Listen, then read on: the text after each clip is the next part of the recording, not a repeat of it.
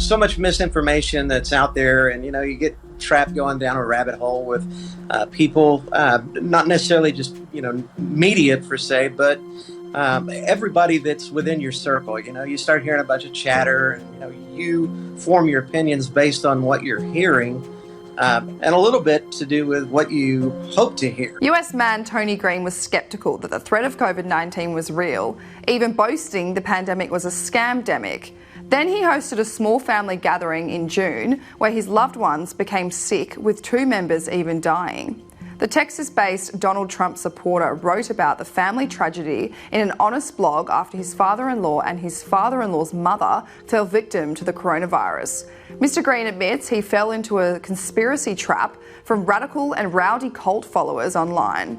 Green told CNN's Anderson Cooper his family became very sick very fast, and he even barely survived the virus. We were all experiencing symptoms of some kind within about a 72-hour period of time. Wow. And during that period of time, we'd obviously had some of us had other interactions with other people within the family. Your father-in-law, I know, was on a ventilator, and what happened? It's weird because, we had a great relationship, always on the phone with one another or in each other's presence. But during the period of time that he was in the hospital, we both went in the same day. I ended up out in like 3 or 4 days. They had saved me from having a stroke. It had attacked my nervous system, and they kept me for observation. I was trying to figure out, where he was at in the hospital. It was the same location, which floor are you on, all the details.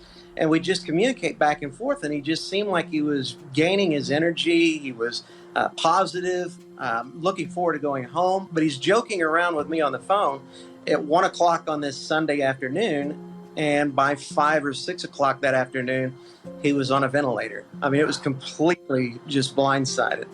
And he didn't get off the ventilator. He died.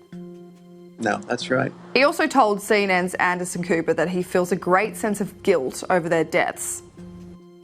You've written about this, and you talk about, some level of guilt over, pushing it to have the get-together. I'm wondering how you see it now and why you wanted to speak about it. The feeling that I have, Anderson, is kind of like what I would say a drunk driver would have if they killed their family. It was unintentional. This was my home. This is where it happened. So there's a sense of responsibility, even though I'm pragmatic enough to know that we don't know who had it. It may have been him, my father-in-law, and he may have given it to his mother had we not have gotten together. And the same results would have happened, just fewer infected. We don't know that.